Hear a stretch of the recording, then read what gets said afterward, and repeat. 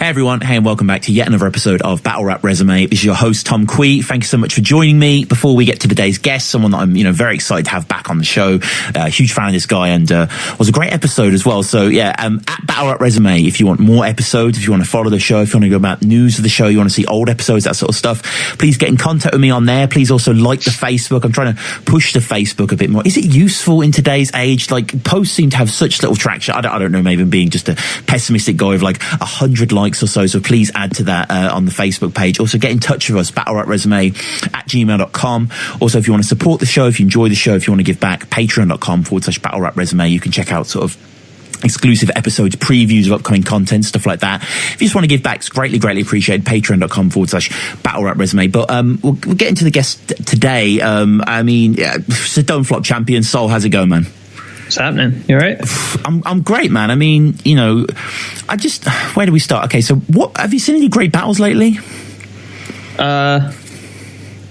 Anything that's caught your... No. I mean, was it that Thesaurus first off? I was going to say, yeah. Yeah, that was actually sick. That was fucking great. I mean, it's like the sort of cool thing to say. Like, I don't really watch that much battles. You know what I mean? Everyone says it, but it's like, I don't know. I haven't really seen like that many that have just been like just ape shit good. Other than that one, that was pretty good. And then what was the one on Smack that I really liked? T-Top versus Surf was sick. Yeah, that was... Yeah, those are probably like my two favorite. Yeah, that's pretty good. That I've seen recently. It's like 2 in 2 months or something. It's not a bad average, isn't it? I guess you've seen... When was there an age for you, Sol, like in terms of when you were in battling an era that was that ape shit era? Do you remember like a golden... Yeah, but I mean, it's like... Yeah, it's like at the time, it probably like seemed way better. Like if you look at it now, I mean, I don't know. It seemed like when Don't Flop first started, and I don't mean it just Don't Flop. I mean every league.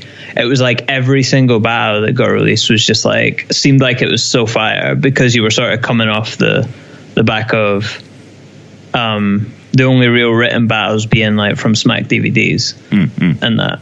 So like early Grind Time, like when Grind Time first started and when Don't Flop first started and King of the Dot first started, it just seemed like every single thing was just like that the release was just like fire. It probably wasn't, but it just seemed like that at the time, you know.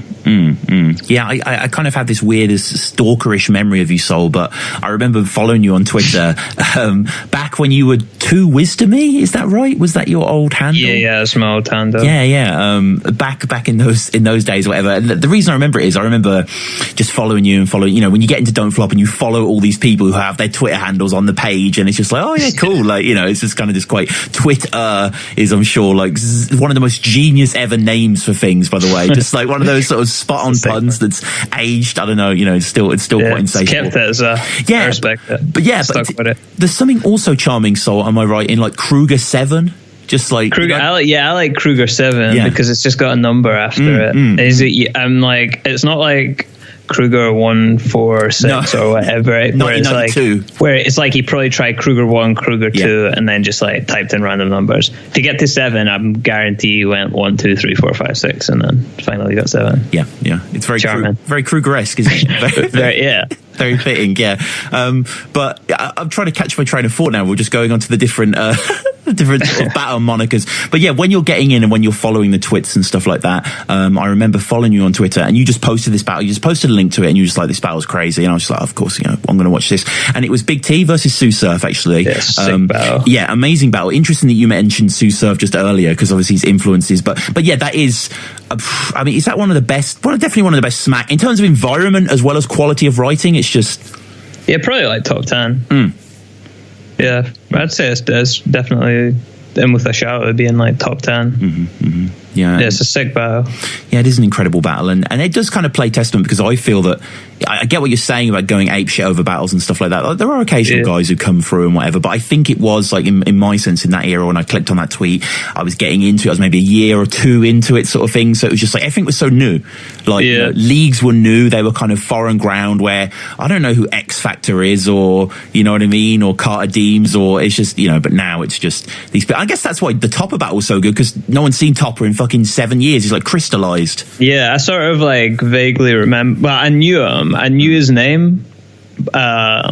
before I seen the battle, but I thought he was just like Dunzo. Like, I don't know, he was still battling. Is he even still battling, or did he just come back to do that one? I don't know. Yeah, I don't know. I wasn't really the last one I remember was the one, I can't remember who it was he battled.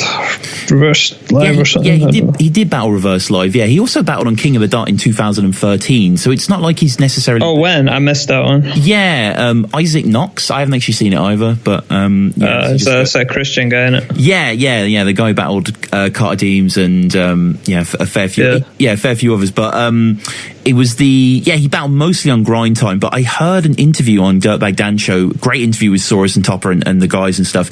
And Topper sort of explains, and Saurus corroborates, that he was kind of the guy pre-camera.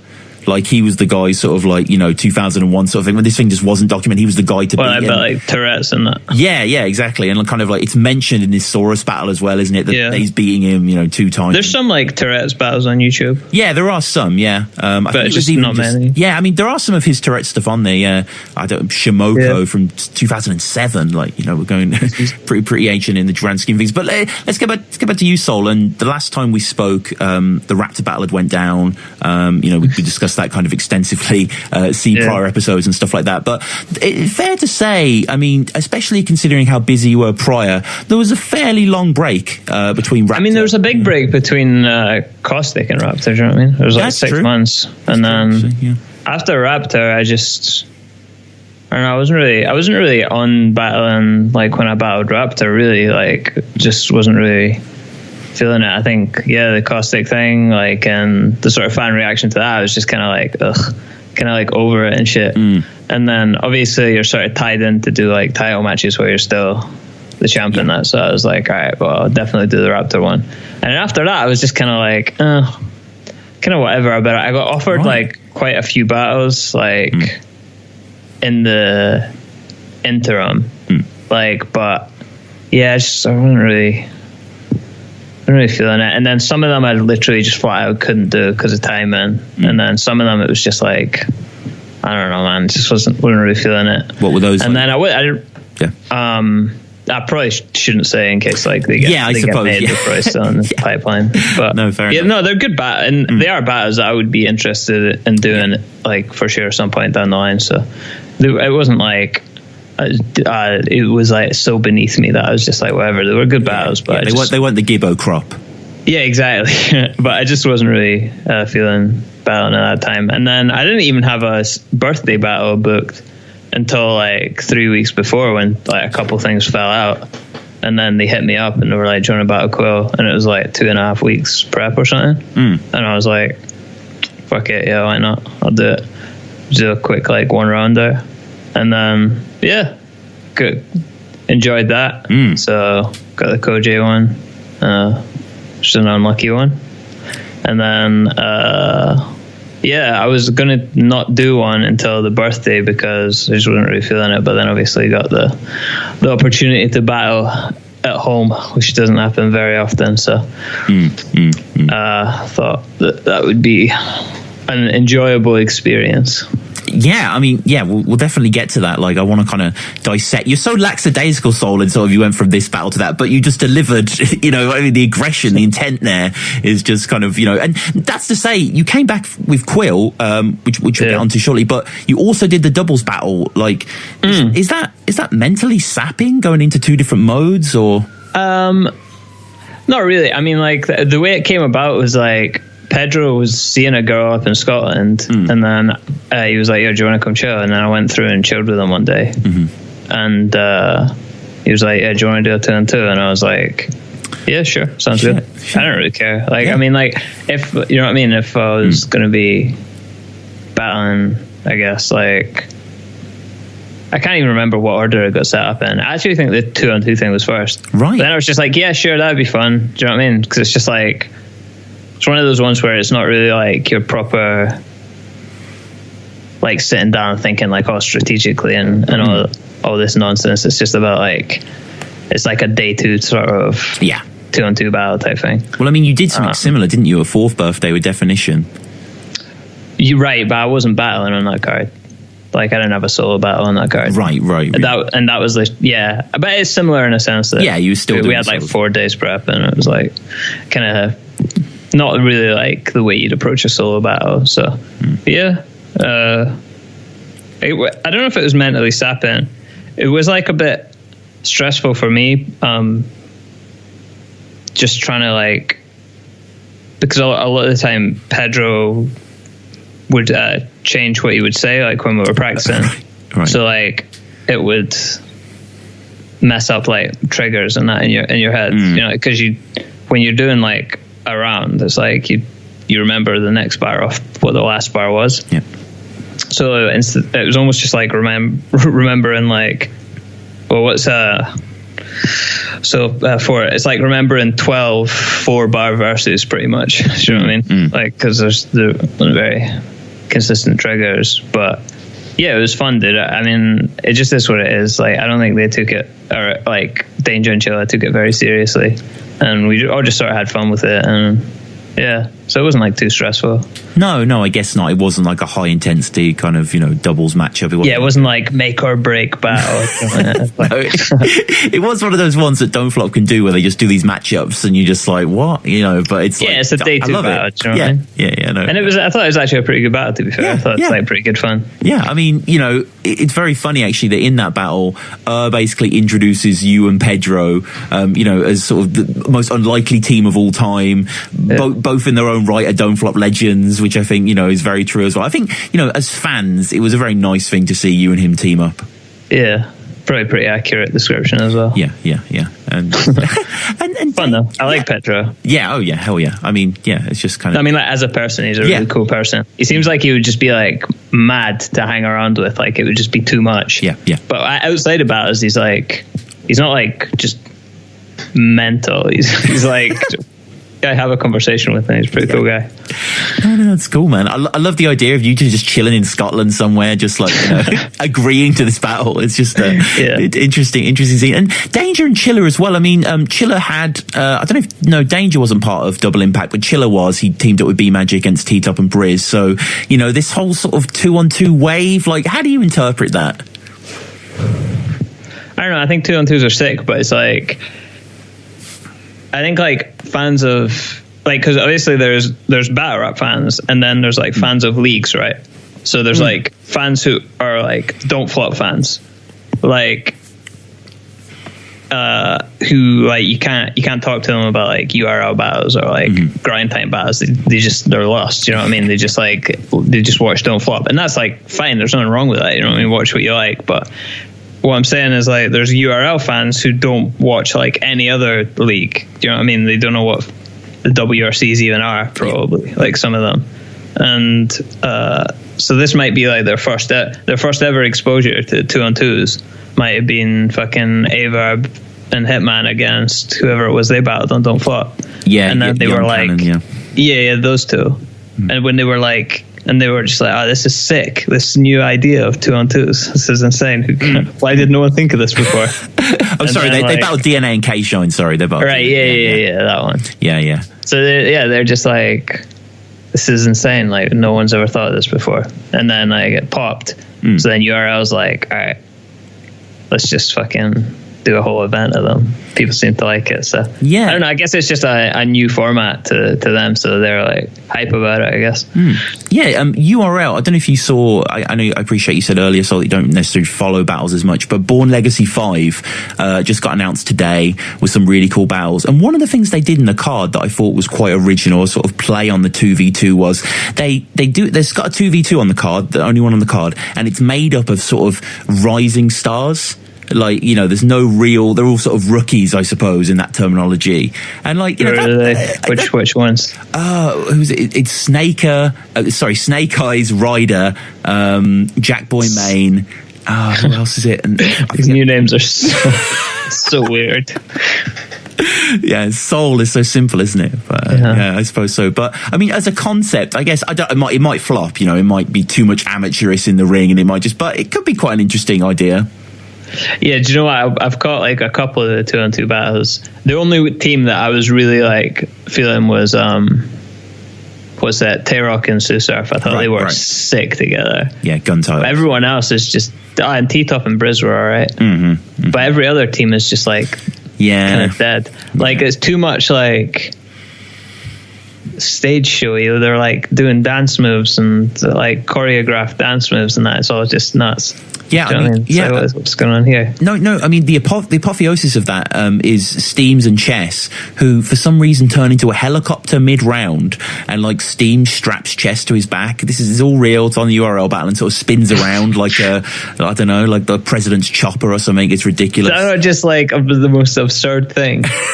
Without the battle context, it's even worse. Yeah, without any context. I mean, like, yeah, if you were just to show someone like who had never watched like modern battle rap or whatever, and just be like, hey, this is what battle rap is, they would just be like, this is mad. What the fuck's going on here? I guess Dan, I mean, you know, we have seen a movement definitely in the most recent years to PG step in and that sort of thing. Like, is that the hands like in cups? And definitely. Yeah. Sort of like putting your arms around someone to signify barrels going through their back, and you know that sort of that sort of idea. I don't mind like a bit of performance. Like I think it adds to it, but I mean, you just gotta we gotta draw the line somewhere. Do you know what I mean? We can't be doing helicopters and all this nonsense.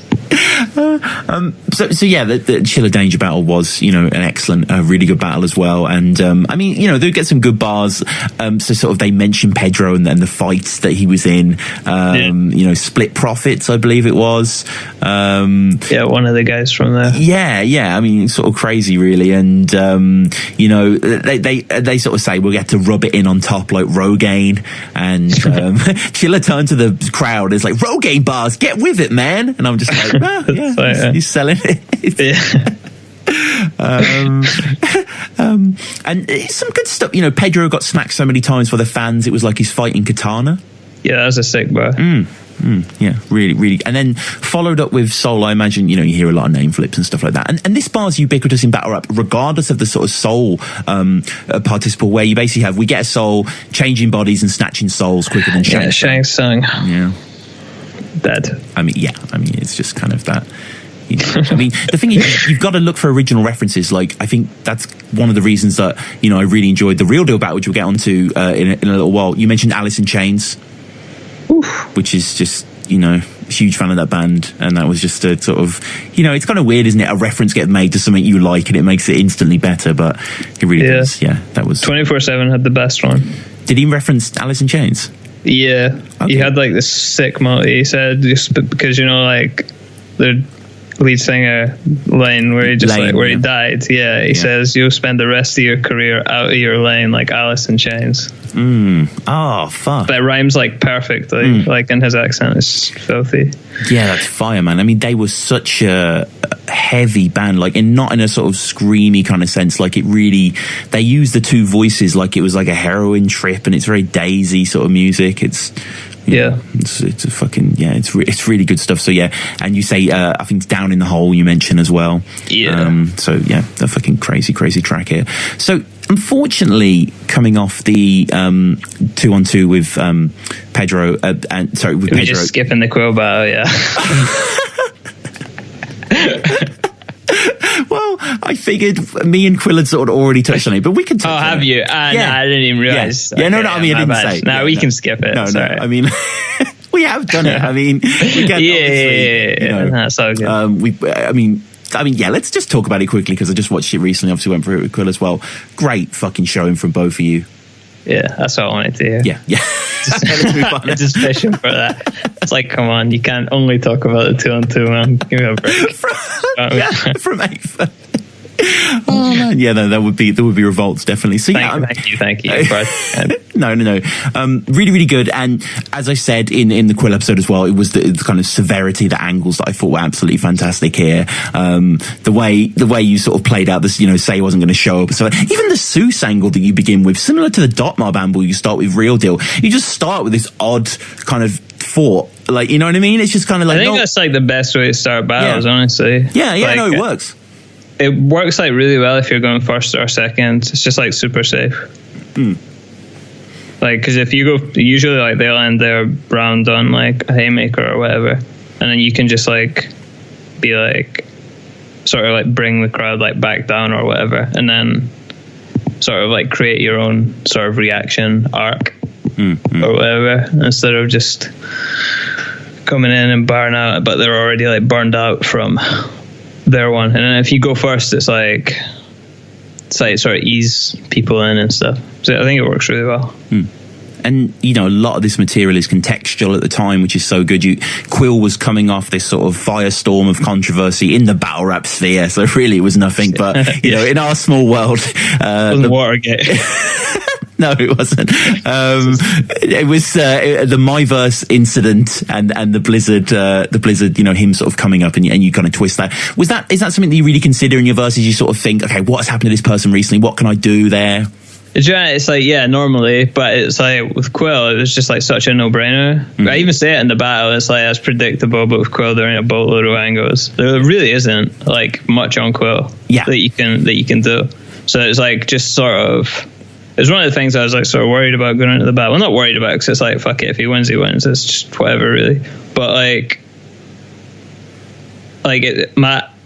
like he can attack me in a lot of like different ways, but I really don't have that many angles on him. And the ones that I do are just like very obvious, so you could maybe like defend against them a bit easier or whatever. But yeah, I mean, I just didn't have a choice. Like I just had to take that sort of angle and just try to like execute it in like the funniest sort of best way possible. And it's addiction sometimes. It's the simplicity in which you deliver a thought that connects so well. So you sort of cap off all of the Myverse Blizzard stuff with just an excellent kind of ending. Back then you were getting asked, right now you're getting told. Just even that, just as a statement, you know, it just kind of reads very well. And then just some very nice play to face this YouTube sensation. Just take this Ellen show.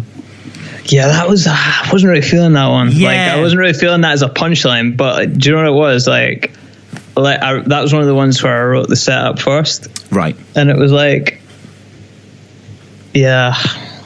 If I could go back, I would change it. But like, it's difficult because it's all generally like part of like a bigger thing when I write around. And I would just need to find like some replacement or whatever. And I like the setup. Like it's just clean, like, but and it sort of like sums everything up. But yeah, it was like the best punchline I could think that multied with it, which is just not very good. But I mean, what are you gonna do? It can't bet for 100. Yeah, it's nice still, I think, and it hits still as well. It's not, it doesn't fall flat or anything like that. And similar to the Alice in Chains we mentioned, like Ellen show, like just what sort of, you know, are you a fan of Ellen or? No, but I mean, everyone knows about it. Yeah. Okay. And then just you keep going with it as well. You sort of talk about Quill, the train incident as well, him headlining training days, you know, which just sort of, was that a gift really? Yeah, it was a sick one. Yeah. Like, with the train and you just try to think of like things that, like double entendres off like keywords, like out of angles or whatever. So when it's like, all right, so he wanted a bus and he wanted a train and he got a bus, and so he didn't do the battle. And it's like, all right, train, bus, coach. And then like you just look at like the sort of keywords from like an angle and see if there's any double entendres there. And that generally yields like the most natural sounding punchlines. So yeah, that was kind of an obvious one. Same with because you got trained to this battle and you're about to get coached again. Yeah, like it's similar, just like it's just there. And I mean, very relevant soul in light of recent events in a Malaysian airport.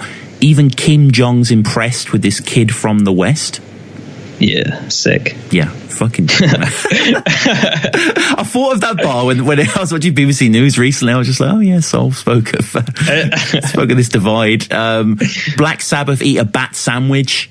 The stage one, right? I mean, yeah, just crazy shit. I don't need to tell anyone. Everyone that's listening to the show, I'm sure, has seen this battle. It's absolutely fantastic from you, and just lots of quotables. Really, like, can you sense when something like "Catch Me in the Middle of It," like STDs and Freshers Week? Did you know that was going to pop off? Or that's like a bar I've had for ages. But it was just like I never really had a good place to put it in around. So I generally have like 4 or 5 punchlines that are just sort of floating. I have like none now. I've completely tapped out the reserves. But yeah, I had a couple that were sort of just lying around that you can just pretty much say to anyone. So yeah, I mean, pick Quill.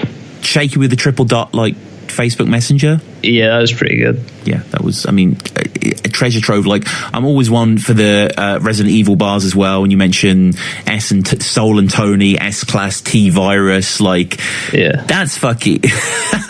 that one's seriously impressive. Like, I absolutely, again, a gift, but you have to manipulate it, don't you, in your own way?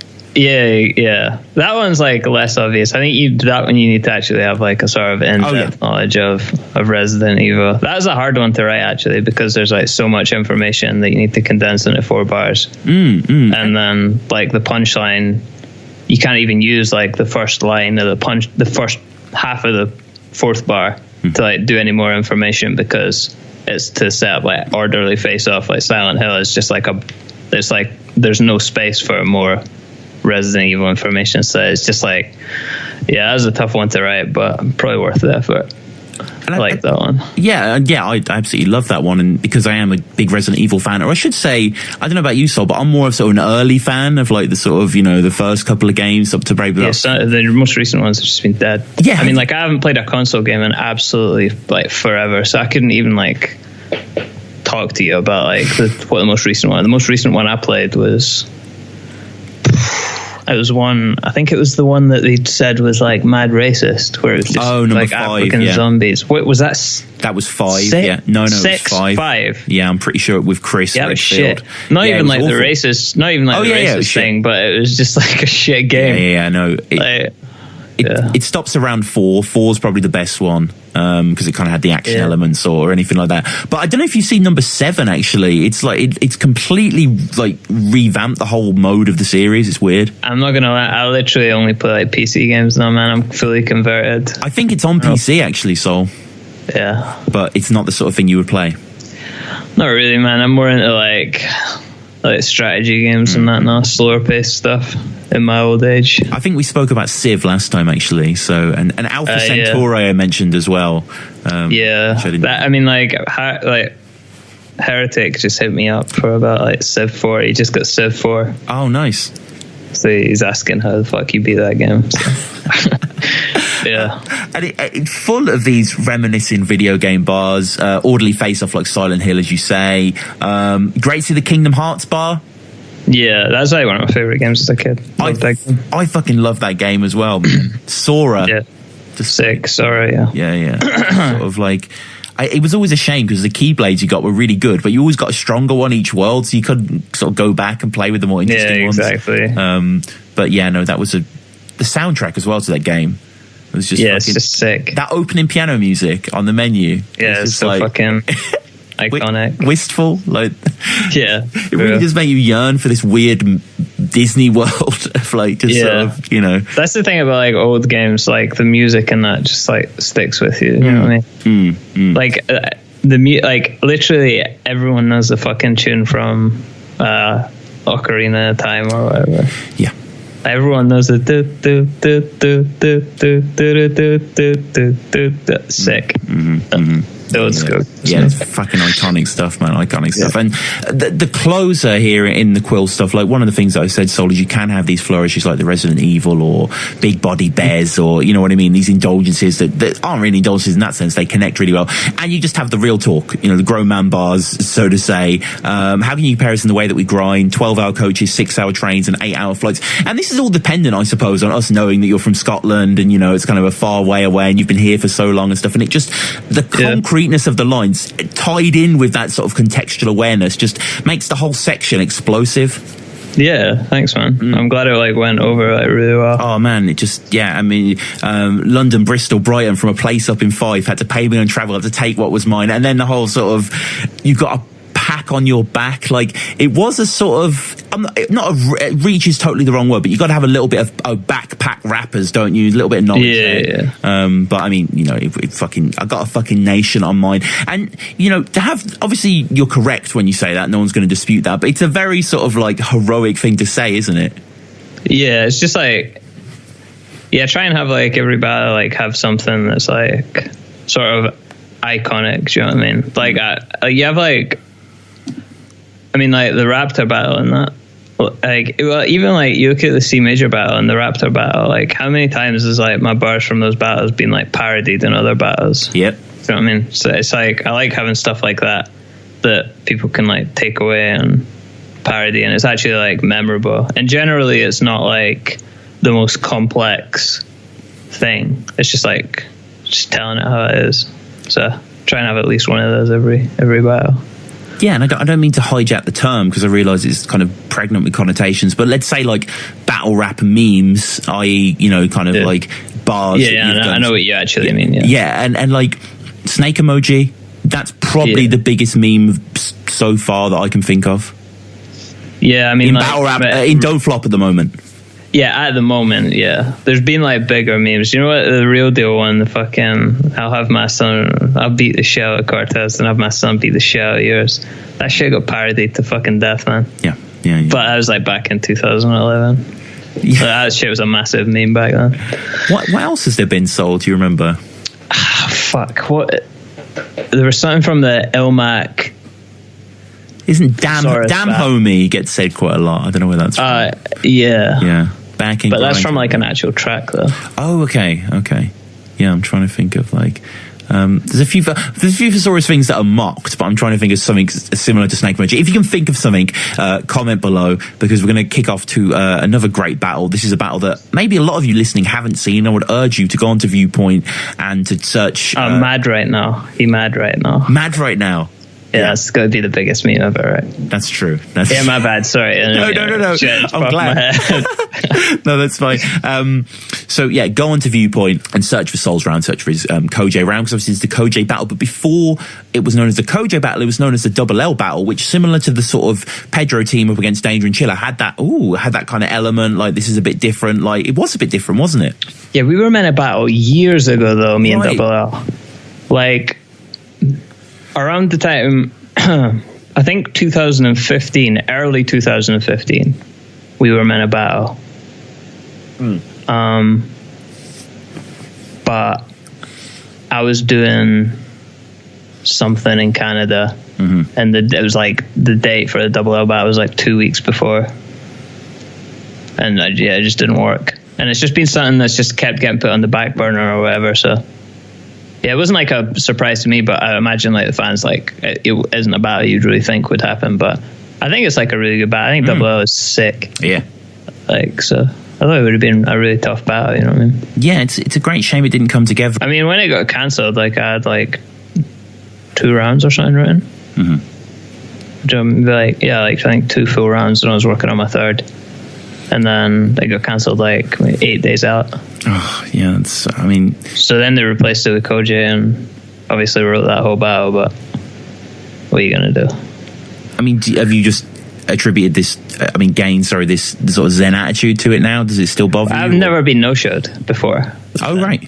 Never. So, I mean, it's whatever, right? It's happened to everyone. Like, I no-showed Arc once, and I no-showed Old English the first time we were meant to battle.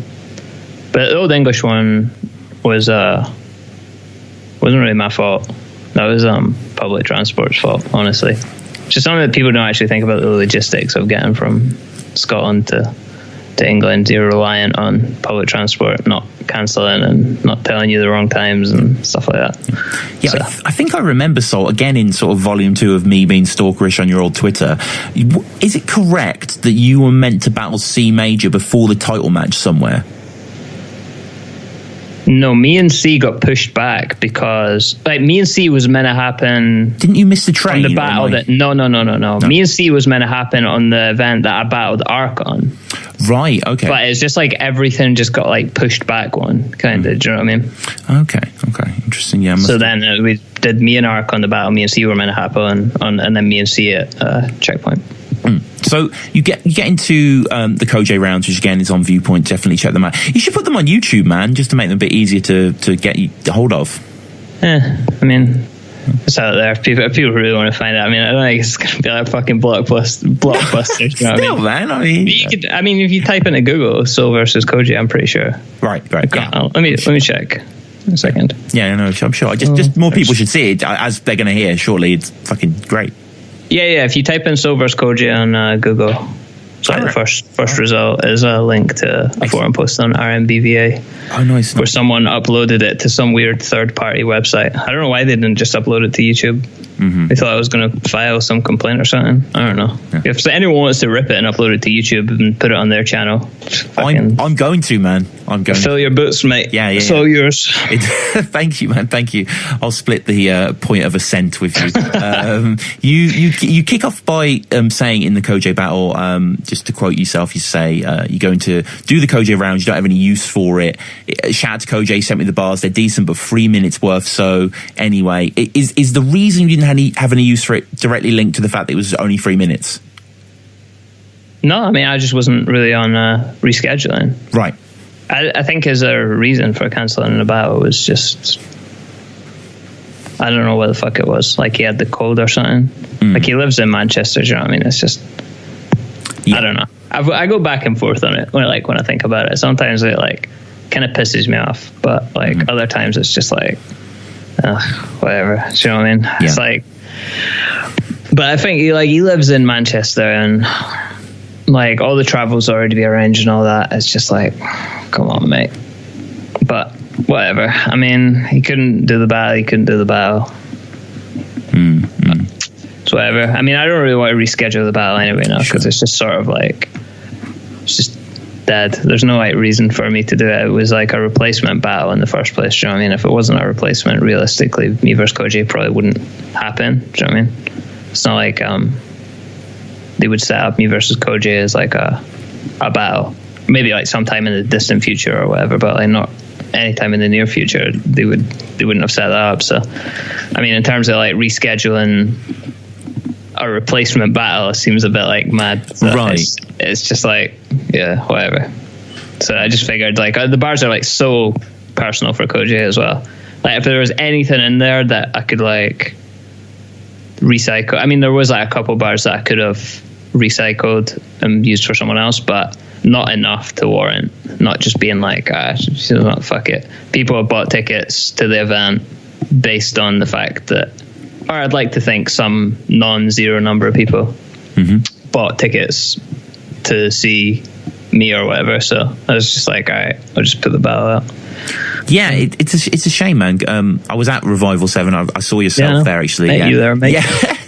Yeah, and we just kind of, I was at the event, as I say, and the tempo was okay. Like, I think some of the battles have came out quite well on camera, to be fair, but I just wasn't really feeling it, to be honest, quite a lot of the battles for whatever reason. But I think the shining light was in the back of my head, and I think a lot of other people, like, Soul's battling, like, Soul Cojay going down sort of thing. And I think that would have elevated to a certain extent, but it's a shame. And, the writing was obviously top quality stuff. Thank you. Really, really good stuff. I again urge people, check out the Battle Rap Resume YouTube channel if you listen to it in the future. The round should be up there. You sort of break down similar things. So there are kind of things known about battlers, mythos known that are ripe for you to exploit, basically. We're going to get to Real Deal being in Dot Mob. You've already covered Quill and the Myverse Blizzard stuff. And Cojay, you think Cojay, if you're going to do a little brainstorm, a little mind map of his controversies, probably buying Twitter followers? That's sick. That's such a sick. I can't believe no one's actually done that properly. It's like the sickest angle ever. Yeah. Like, Jesus. Yeah. Because it went from like 40K to like 400. It's just like, come on, mate. I mean, you say your Twitter's gassed. You should be ashamed. Yeah. I mean, it just fits with the rhyme scheme. Yeah. I'm not sure. Like, it's not, I mean, he didn't commit a crime or anything. Just got to hype it up a bit, though. You know what I mean? It's a battle. It's just, you've got to exaggerate some things.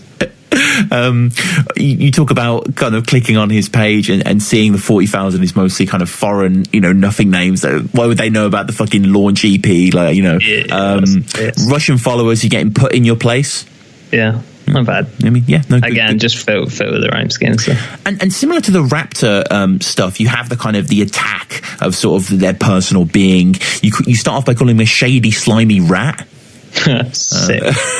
A sick thing to call someone. Yeah. No, it does have that kind of like Terry Pratchett kind of verbosity. Yeah. You talk of him backstabbing Briggsy. It's quite powerful imagery. Yeah. Don't give this guy a handout if you want your fucking fingers back. Yeah.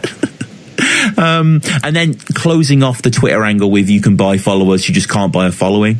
Yeah, I really like that bar. Yeah. heavy. And then, I mean, a lot of people are curious about UKBL. They want to know what UKBL stands for, and you give a definition. You say that it stands for, in reference to Cojay, unloyal, ket-sniffing, blood-sucking leech. Let's go. Cat sniffing bit's a bit of a reach. I don't know if he sniffs cat, but I'm not going to lie. Needed something that started with K. Yeah. Just went with it. Yeah.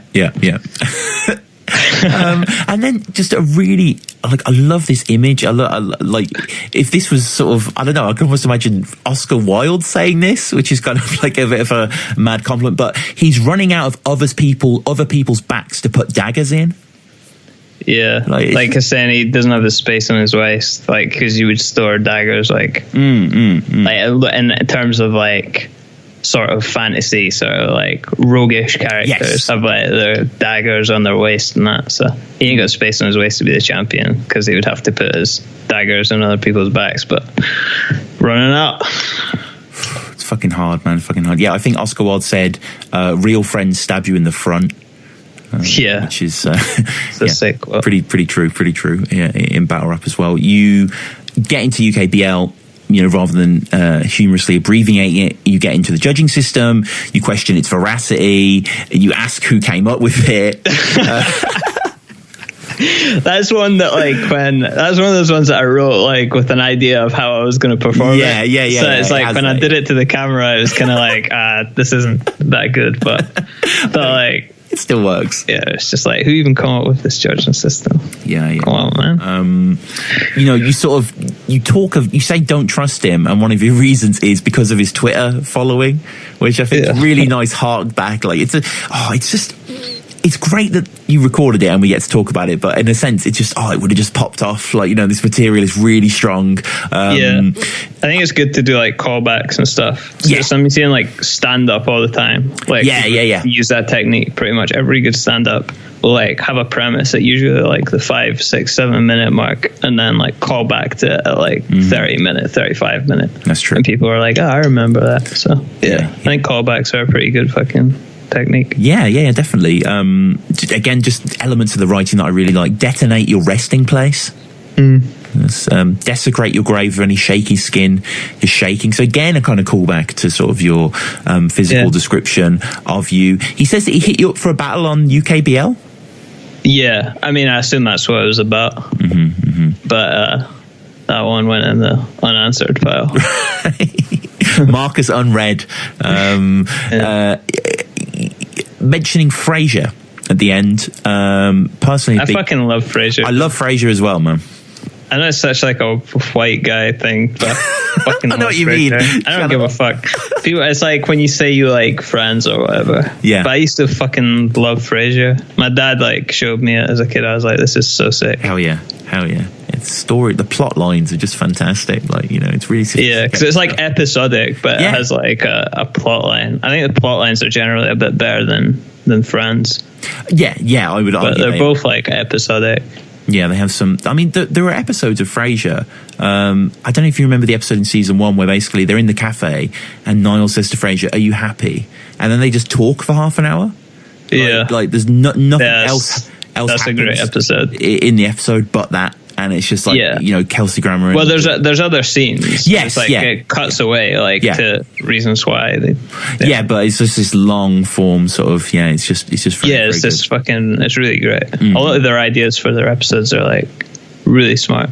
Yeah. I remember this other one where they go to this kind of exclusive gym and there's like a club. The platinum, and they think it's a platinum door and they end up like out. It's just like the garbage store. They end up outside.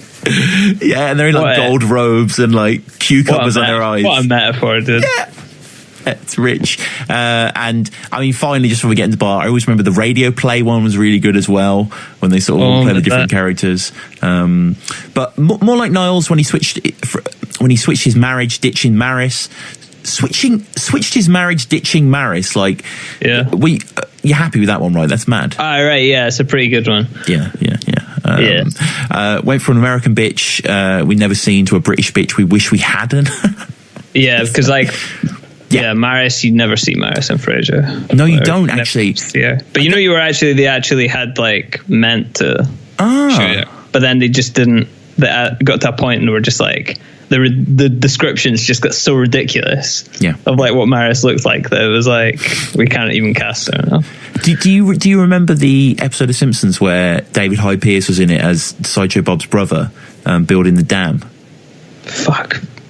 No, I don't remember that episode, but basically he's in it, and it kind of has lots of Frasier elements because obviously Kelsey Grammer's in it. And Bart jumps on his back, David Hyde Pierce, and puts his hands around his eyes. He says, "Guess who?" And he says, "Maris," which is really nice. It's very well done. But I mean, enough Frasier chat.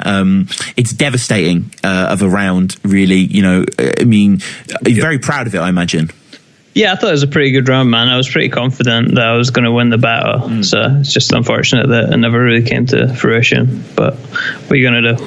And I mean, without giving too much away, obviously, because it's his material, but Cojay's stuff, was it good stuff that you wrote? Yeah, no, it was good. It was like what I expected and what I wrote, like to sort of counteract. It was a lot of 4-bar setup punch, but the punchlines themselves were like good. I'm not going to say anything in case he wants to use But I should just fucking read his run. Do you know what? Hang on a second. Let me get on Twitter.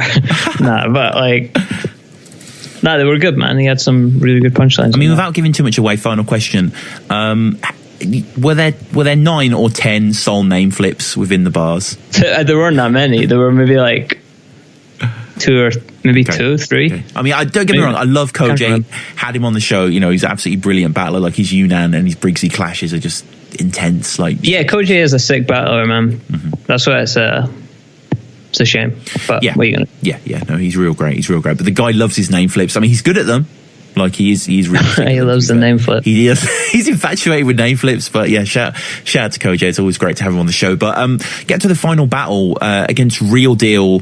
You know, this isn't actually out yet. I guess it might be out by the time we're dropping this. I tried to check Don't Flop's upload schedule, but it hasn't updated to when it's out. But I've bought it on the pay-per-view. Okay. If you're listening and it's not out, go on to doneflop.com/pay-per-view and buy this battle. It's fucking worth it. It's incredible. How long did you know about the Scotland event before it came to fruition? Was this long in gestation, or? Fuck, I think I knew about the Real Deal battle. So when was the actual event? 20th of January? Yeah. Right, so Cojay was on the 12th. So I would have probably known about the battle like about 5 weeks out, 5.5 weeks. Something like that. Interesting opponent as well. Yeah, I mean, like, me and Real Deal had been talked about for the event that I battled Yunnan on, the Don't Flop event I battled Yunnan on, but it didn't happen for whatever reason. And then it's just been one that's sort of, again, similar to the Double L one that's been like, oh, we should do this at some point. But yeah, it's good. Really good to get to battle at home and someone of Real Deal's caliber as well. Like, being able to bring them to Scotland and stuff. Sick. Yeah, I mean, what a great feeling to be a main event, as you say, in your home territory. Yeah, it was mental. Like, I never really expected like the sort of reception I got there. Yeah, and you don't actually see it on the pay-per-view, but I imagine you'll see it like when they upload it. It was mental. Like, it's like, because I only really battle in like England and Canada and States and shit like that, because Don't Flop don't have events in Scotland. I didn't really know like how I would be received or whatever. But yeah, it was crazy. Like, usually when I go to events, like maybe 1 or 2 people, 2 or 3 maybe, will like ask me for a picture or whatever. Scotland one was mental, man. Like, as soon as I walked in the door, it's just like mobbed. Like, everyone wanted a picture. It was like the first time I've ever like had that. It was like really weird. I didn't know how to like deal with it really well. So if anyone got a picture and like I don't know if I seemed rude or whatever, I took a picture with everyone that asked. But yeah, it's just like really taken aback, and by all of it. So it was just mental. It's similar to, I guess, like O'Shea in Liverpool or something like that. Yeah. It was crazy. Yeah, I had Jonathan Rimmer on, who's a Scottish journalist, and I've had him on for the preview, and he was at the event himself, and he came back on for a recap. And one of the things that he said, I mean, the event sounds incredible from what I've seen. It is incredible. Was just the adoration of you. Like, I mean, rightly so to a certain extent. But I know you just this dude or whatever. It's fine. But great to hear. Really, I think great that you were received so warmly.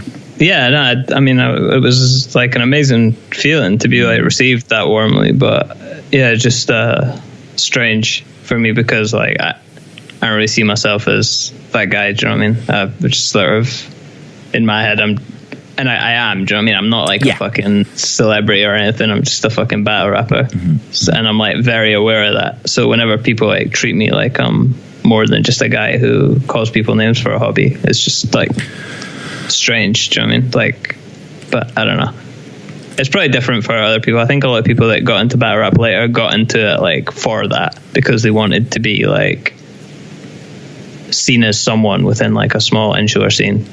But I really just did it for like a hobby. So when I'm treated like I'm someone, it's just like really weird. Like I don't know.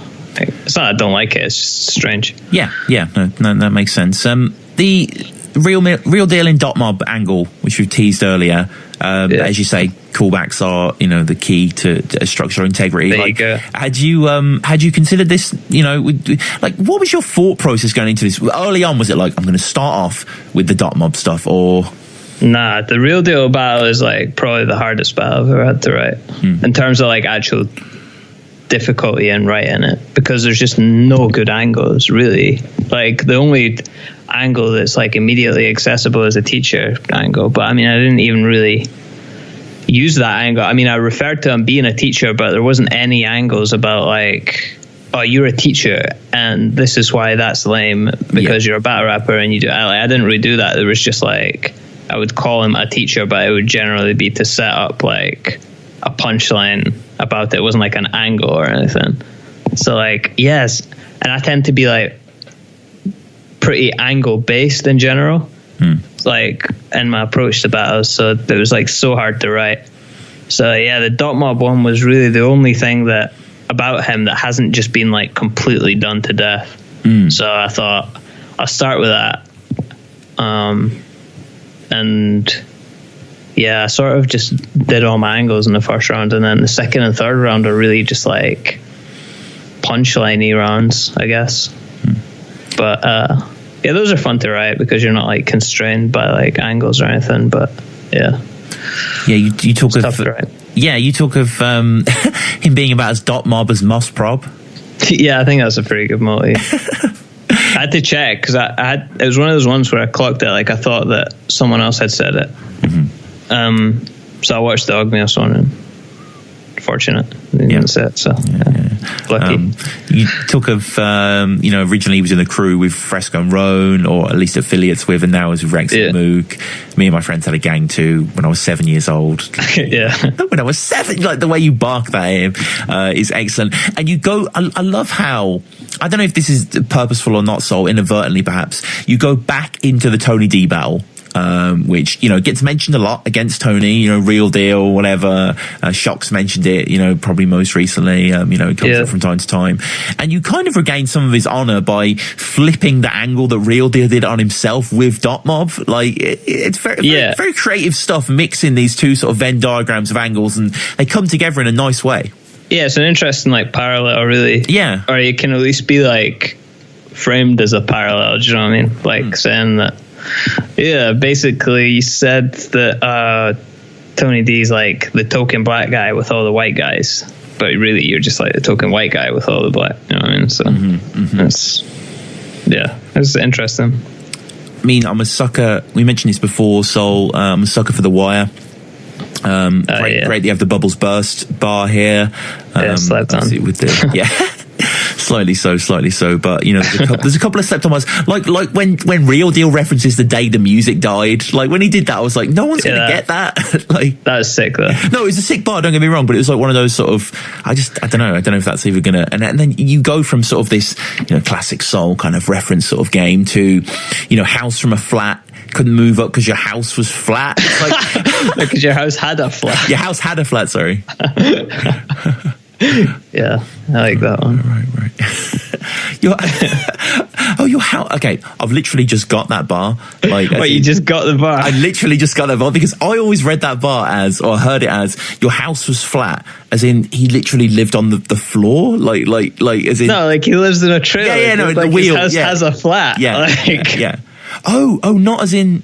Okay, not even. Okay, I misunderstood it again. I thought. All right, so it's like I went from a house to a flat. You couldn't move out because he lives in a trailer, so he couldn't move away from the trailer park because his house had a flat. His house was a trailer. Right. Okay. I thought move away because his house had a flat tire, as it was RV or. Yeah, that's what I'm saying. Oh, that's what you're saying. You're not saying. Yeah. Okay. What do you think I'm saying? I think you're saying like the top bunk, like a flat, like a kind of area to sleep. Where the fuck are you getting that from? His house had a flat tire. Yeah. Like, okay. Yeah. So let's get on to some bars I do understand. Alice in Chains, then into Andy Dufresne. Andy Dufresne bar was crazy, man. Yeah, I was like back and forth on that one because like everyone does like Shawshank bars and that. Yeah. And I've even had a Shawshank bar before, but I thought, no one's done the crack pipes with rocks, like, and it's like pretty clean. Do you know what I mean? It's not like forced or anything. So I thought, fuck it, I'll just beg it with a Shawshank bar. What was your prior Shawshank bar? The one against Ark, the one about use your image with women to cover up holes in your structure. Oh, fucking hell. Rita Hayworth, fucking that is crazy. When you say the Shawshank bar, the Andy Dufresne bar, looks at you with great admiration. It's very nice, actually. Like he's proper, like he seems to be like loving the whole battle, to be honest. But like it's really, really nice. I recently watched Shawshank, actually, like 2 months ago. I hadn't seen it for years. Forgot how violent it is. It's like incredibly brutal. Like in my head, it was kind of this Stand By Me kind of warm prison. No, it's very violent. Nah, when Andy gets fucking raped. Oh, but you know what but it implies, because obviously the whole thing takes place over decades. It implies that he was raped and beaten for months. Yeah, like you know, like it's pretty bleak. And that guy gets beat to death on his first night in prison. Yeah, the big fat guy. Yeah, yeah.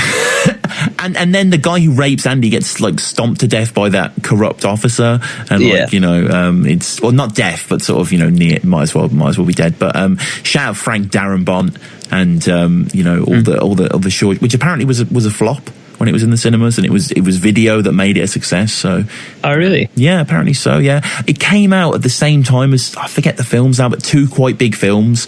I want to say Forrest Gump, but I'm not sure if it was. But it was something like that. It was like a big blockbuster that just inevitably, you know, shattered it, kind of thing. Similar to like when the Prestige came out.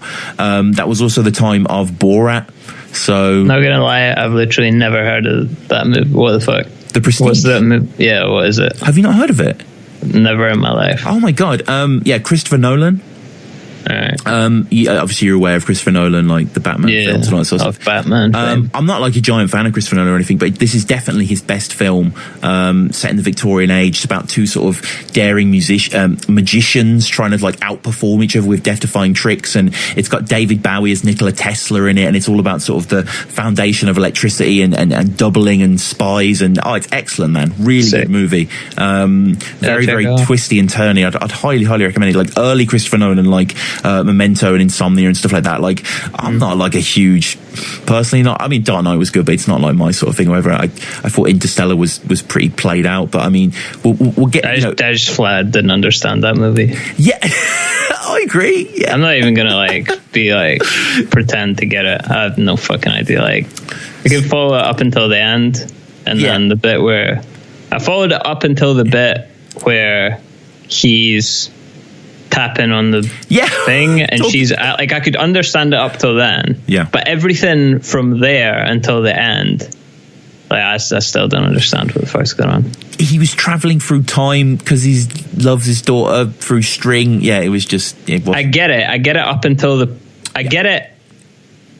I get the bit where he like sends the message through the fucking clock or whatever the fuck it is. I can't even remember now. Yeah. But after that, when he's like, he doesn't die and he ends up in the future in some world where it's named after his daughter. Yeah. That bit was just like, what the fuck? Yeah. So shout out that movie. Back to the chef. His first round. Actually, I should say, just before we get into his first round, you mentioned in 2 of your rounds, it must be your second and your third, the A-Ward battle, which had came out prior. Is this something you'd watch quite a bit, or? I watched it once. It was a pretty good battle. What did you think of A-Ward? Yeah, he's sick. He had that bar which was like Gap Nutrition or Pabst Blue Ribbon. He's saying he's alcoholic and a fitness guy. So he's like, is it Gap Nutrition or Pabst Blue Ribbon? I thought that was like a standout bar. Proof across your face like the school pictures. Sick. I didn't catch that one. Yeah, that was a pretty good bar as well. But yeah, he was great. He was excellent as well. He brings up the Quill angle. This is real deal of you sort of not mentioning Don't Flop in the King of the Dot intros. Like, I mean, you're not obliged to, but it's quite a strong angle. Like, he's just regurgitating it. It's Quill's angle, but it's quite powerful. Yeah, no, it's a sick angle. But it's like, it's one of those ones where there's angles, I think, in battles that like you understand why it's hitting, but to you just know that it's like a non-angle. Like, because you look at my Don't Flop bit, I don't say anything in any of my intros. Don't Flop, King of the Dot, I've never said anything. But at most, like, I'll look at the camera and wink or like throw up their fingers or whatever. But I mean, like, other than that, like, I've never been like an intro guy. You know what I'm saying? No, I've never really done it. But I mean, I understand it is different, I guess, when you go somewhere else and represent. You're supposed to be like, shout out back home. But it's just not. Yeah. But yeah, no, it's definitely a very hard hitting angle. So more power to them if they use it, and shout out Quill for coming up with it, because it's a good one. Yeah. And Real Deal gets a little bit mired, I feel, in the first. In you did this bar, let's laugh at it. Yeah, I thought like some of the bars that he brought up were legit like terrible though. Like, other than the Mustang Sally drum one was all right, because the setup was all they want to do is ride, talking about like how he's talking about all his boys when he rides. So there was actually a connection to the Mustang Sally thing, but the fucking B-52 drum, that is a fucking awful bar. So shout out to him for calling me up on that. That's just dreadful. What happens at 53? More bombs? Sick. More bombs. You're a different breed. That's sick. No, it is good. I mean, you know, it is definitely quality stuff here. We get a hard he bar. No matter hard he speak, to me it sounds weird, like Bane talking. Yeah, that's sick. That's pretty, we get a hey there Delilah, plain white tees to burgundy stained cotton. Yeah, that was fire. Brutal. He had like some amazing bars in his first. The fucking Kurt Cobain one was just like, the face swap. Yeah, it would be like, and it multis off burgundy stained cotton. Yeah, he's like, and if something want it, same option. A face shot him, looked like him and Kurt Cobain was face swapping. That's just fire. Yeah. It really was sick. He does something that you forewarned against in the first, which is train spotting. Yeah. Fucking knew it. As soon as I heard it multied off train spotting, when he got like 4 bars in, I was like, this is going to be a long ass scheme with train spotting at the end. Shout out me for calling that one. I mean, you know, when he does it, there's groans. People don't like it. It's how he ends his round, oddly, which kind of sort of spools out. Like, I mean, can you just explain? Is it just such a cliche for you, especially, or? I don't even know, dude. I was like, you know what? He's probably going to do a train spotting bar. Yeah. And let me just in case he does. And it's like, because I could see it like maybe just like pop in. You don't know how people are going to react to stuff. You know what I mean? Especially like when it's the last battle of the day, people are drunk. It's a reference that's like very easy and accessible, and everyone's gonna it's like a DNA bar or whatever, you know what I mean? You just get it right away, and it's like you're drunk, so you just react because it's like, I understand that. But yeah, it was actually a pretty good train spotting bar, to be fair. But I mean, it's just one of them. Like if you call someone out on doing like, there's like, especially if you call someone out on like an exact bar, not even like an angle, because like calling people out on angles is like, I mean, come on, man, it doesn't make it like not true. Do you know what I mean? But if you call someone out on like an exact bar or premise, it's like kind of kills out a bit. And I mean, I haven't seen it myself, so have you seen Trainspotting 2? No. I mean, is it something you're interested in, or? Absolutely not. No. So we'll get on to your second. You know, he is quite jokey in his first, quite genial, quite enjoyable. You come out the gates hard again with the Venom. Unlike the second, you start. I love this stuff. I especially just love the final punch, really. When you battle B-Magic on Smack, you clowned around like, I don't know about the hood, and got some laughs around the crowd. You battle white people for white crowds. You're trapping out your house. Yeah. That switch around. And again, it's not saying you perform different for different, you know, crowds. It's just, here's a bar. Here's I'm going to get that across for you quite quickly. And I mean, very, very cool to see that Real Deal himself can't resist reacting to the, in different cultures, clubs, this karma for this chameleon. Yeah. I thought it was a pretty good one. Amazing. Nice little like 2-bar one. Yeah, crazy. And Real Deal goes, and then like he apologizes, like, I'm a man, he shouts. Yeah. No, Real Deal's like a really cool guy. Yeah, he's a cool guy to battle as well, because you know going in that it's not going to be like some grudge match, or it's not like, oh, this might get a bit tense or whatever. Especially because the stuff I had written, I knew like none of it was like I didn't write anything that was like fucking about his sister or anything. Do you know what I mean? Like, that's not really my style to do that shit. So I wasn't like going into it even thinking, oh, this might get a bit testy. It was just like, it's just like a bars thing, you know what I mean? Just writing punchlines. So yeah, it's cool that he was like, wasn't like in like game face mode or whatever. Stop switching your bars. I'll have this round. I'll have Real Deal the chef seeing Michelin stars. Yeah, I mean, I've been watching a lot of MasterChef. Had you? That time, yeah. For the first time, you'll see a Real Deal shaking with the left hand. Yeah, that's powerful. Yeah, something my dad taught me, like why about like handshaking, why people shake with their right hand. Why is that so? Because I'm glad you asked, Tom. Because it comes from sort of medieval times where people, I guess they never took into account like left-handed people, but it's you shook with your right hand because your sword was on your left hip. Yes. So you couldn't draw your sword. Interesting. So it comes from there. That's why like it's not a real handshake, shake with your left or whatever. And then you mentioned something that, as I said, Jonathan Rimmer came on to do the recap. He was at the event, and he basically said Soul has this bar in the second that only Scottish people are going to understand, and he had to explain it to me. The Golden Time bar. I swear people in England get Golden Time. Is that right? Because I've spoken to a few people that I know, fans, and all of us didn't know, but maybe in certain counties, perhaps, yeah? Maybe north of England. Yeah, I don't think it's just a Scottish thing, Golden Time, but... I certainly had no idea what it meant. Yeah. I've got a couple other English friends that didn't know what I meant, but there's a couple that did know, like for sure, what Golden Time is. Okay. I think it depends what kind of like school you went to or whatever. Yeah. And just sort of really like, you know, bare bones sort of simple stuff, but that works so well. Like, you know, if you're a fan of, say, I don't know, David Gilmour, for example, if you look at it on tab, it's very simplistic, but, you know, it's just the feel, it's just the kind of the way that he kind of pops off, and just got beaten by A Ward. I'll beat you till you're in one. Yeah. So that was a just crazy one. Talking about the Scottish scene, the little people hold me down like Gulliver's Travels. Yeah. You were swift on that bar. It was swift. Yeah, right on the peak of its relevance. Yeah. But no, I mean, like, that was again. What was the bar before that?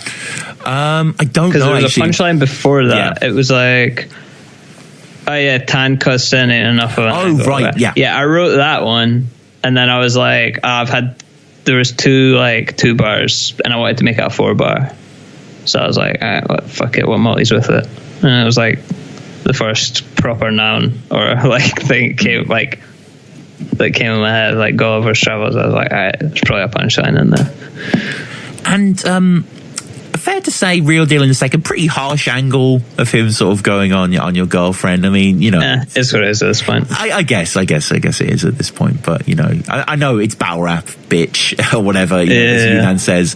But you know, it's just sort of whatever. He goes onto that angle for a little bit, and then sort of comes back with just more sort of bar stuff here. You got a week left, like the plot of The Ring. That was so sick. I didn't even get it when he said it. Yeah, I didn't understand it. Like everyone was like popping. I was like, all right, I kind of get it. And then I actually did get it. I was like, oh, fuck. That is... heavy jab. Yeah, it's fire. Yeah. Sort of goes into your emotions on the second. You know, and then, as I said before, Does a Day, the music died. Punch, which is quite weird, which, if I'm correct, was like a plane crash, wasn't it, that killed sort of Buddy Holly and Richie Valens and there's a bunch of people on that. Yeah, very, very sad. I mean, Buddy Holly was like 24, 25, like he was really young. You know, it's a great shame. And I mean, your third as well is excellent. Just when you think of, I mean, you say you're a PC gamer before, so had like a PC game because you're running out of steam. I mean, is that something you thought of a while ago, or? No, that was something that I just came up with in the run up to Real Deal. Yeah, I think I was actually writing, and I was like, had writer's block, because like I was saying, it was like writing for Real Deal was fucking pain in the dick, dude. But like, I obviously write on my computer, so like I just seen like the Steam icon, and I was like, well, that's like the easiest double entendre ever. Yeah. So I just wrote a bar about it. I mean, the third is a panoply of punches, man. Just extravagant stuff here. Going through, acting like a Tory. I'm getting rid of the New Deal.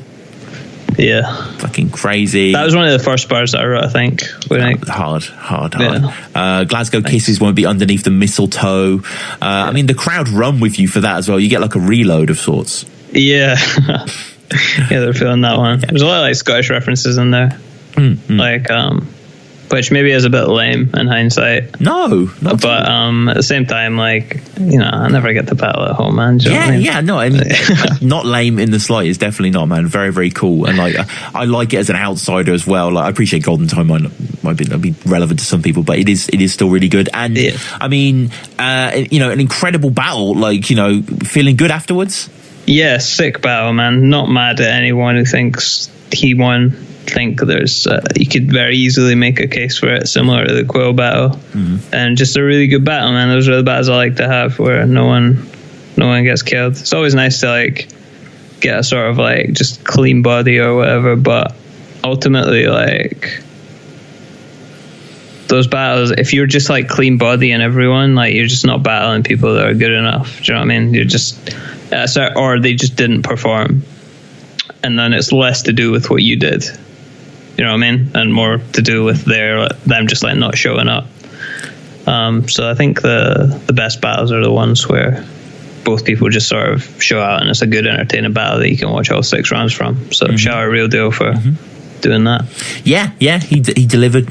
You know, definitely so. A great clash. And your wider experiences, of Don't Flop Scotland event. What battles did you enjoy?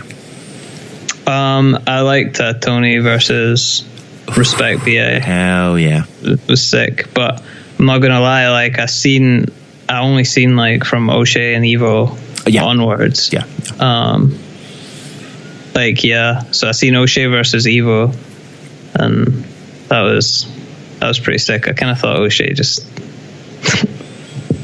beat him pretty handily. Right. But like, yeah, shout out Evo, man. It's a big step up to battle O'Shea. Do you know what I mean? Like, it's hard to battle someone with that level of like crowd control. Do you know what I mean? Like, and just that level of experience. He knows what does and doesn't work. And even if he doesn't like, even if he can't even be arsed for the battle, he's going to get like a set amount of reaction anyway, just because he's O'Shea and he's like this iconic guy.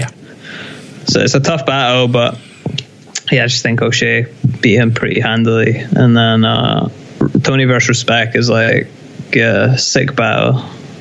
It's just one of those ones that you don't even want to really like call. Do you know what I mean? Like I could see someone giving. I think like Respect BA definitely had like better punchlines. I think he had really good angles, but like some of his angles were like the pedo angle or whatever was a bit like mad. But like the bars that he wrote about it were amazing. Like you can't deny his like actual writing ability, like to execute those angles. But I think like Tony's angles were generally more on point, and Respect had better punchlines. So it's just kind of like, would you prefer type thing. Do you know what I mean? They're two different performances, but great battle. So yeah, it was just a great event, man. And especially the crowd made it. It's like hands down the best crowd I've ever performed for. Wow. Obviously, I'm going to be biased because like I'm from Scotland, and like, but I mean, like from my perspective, do you know what I mean? Mm-hmm. Like a battle for like bigger crowds. Like, do you know what I mean? Like about fucking like the Blackout 5 or whatever, where it was like a fucking sit down or whatever. You know, it was like a seated theater type thing. But like never a crowd that's been like that receptive to like me personally. So it was a fucking great experience for me. So shout out everyone that came out. Yeah, and I mean, a lot of people ask, you know, will you ever battle Tony? I know it's been asked a million times before, so let me ask something new. I think so. Yeah, you think you will? Yeah. But I mean, I get what I'm more interested in, Sol, personally. Would you ever battle Respect BA? Mm-hmm. Oh shit, that would be so good. Yeah, it's been talked about before. For the title. Yeah, I would battle anyone for the title, dude. I don't give a shit. I would battle like Real Deal for that. I even told Real Deal. What Real Deal for the title? Fucking Respect. You can't have Real Deal as the champ of Don't Flop. Yeah, I meant Respect BA. Oh, you meant Respect BA. Sorry, I was going mad here. Nah, but yeah, even if Real Deal went to battle for the title, I don't give a shit. I was going to put it up against Caustic. I really couldn't care less. You know what I mean? Like, it's not that I don't care about the title. It's great to be champion or whatever, but at the end of the day, if you're not like willing to put your title up against whoever, like even against Quill, I was down to do it for the title. But I mean, the thing is, it's ultimately not me that makes the decision. That's the thing. Like, it's not me that gets to decide like who I battle for the title. It's Don't Flop. It's their title. Do you know what I mean? Sure. Like, they get to decide what they want to do with it and when they want it defended. So like, I guess I could have my input, but I don't really care to have an input. Really, I think I'm happy just leaving it up to them. Mm-hmm. But yeah. We were talking about doing me versus Respect BA on Don't Flop. I think for Don't Flop Scotland. But Respect BA wanted to be for the title, and I had no problem with that. But Respect BA hadn't battled for a while. But I think he's maybe like sort of semi back on it now. Mm-hmm. That he's done the Tony battle, so hopefully he's done the Tony, but he's done like amazing in the Tony battle. Yeah. So maybe he does like one more international, and then hopefully I'll still be the champion after Shocks, and then that might be the next one. Hopefully, I mean that would be fucking amazing. I'd love to have an all Scottish title match. Like whoever wins, that's just a fucking great win for Scottish to have like a league that's based out of England. And the champion and the contender to be Scottish. It would just be fucking brilliant. Yeah, man, that would be an insanely good battle. I do hope that goes down. And you just mentioned Shocks. So, I mean, it's kind of the word on the grapevine is that you guys are most likely going to be doing for the title match Checkpoint 4. But you said to me before we went on air that it's not even been confirmed with you yet. Is that right? Yeah, not with me. I don't know if it's happening. Maybe I'll just battle someone else. Just for a joke. Just mess up, just fuck up Shocks this whole year. So upset. That it would truly get peak for him then, man. Yeah, just send them like a card, like those ransom notes. Yeah, of like cutouts from letters and magazines. So this is where it gets peak for you, cuz the day before, and it's like announced Soul versus Dank Schrader for the title match. Oh my god, Dank defeat Bar King, man. Sickest punchline ever. Not even in a battle. Nah, shout out Dank, he is good. It was his first name. Thank you. Popped in my head. But like, I mean, I'd imagine it would be Shocks. Like, no one else makes sense. So, Yeah, that'd be a pretty good battle. Shucks is like sick, so see how that goes. Yeah, he's intense, right? He's not just his aggression, but he's just the way he does punches, his writing style.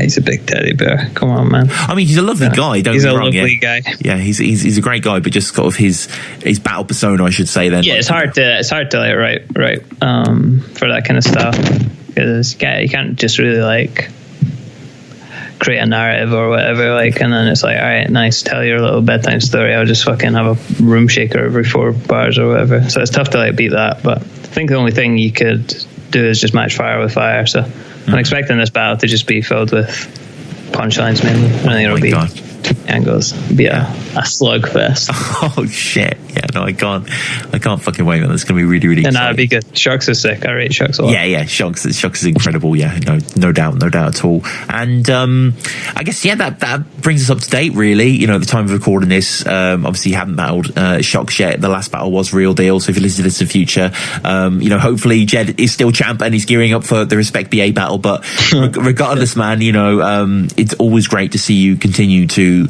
battle on. I mean, in general terms, are you looking to just stay as busy as normal in this year, or?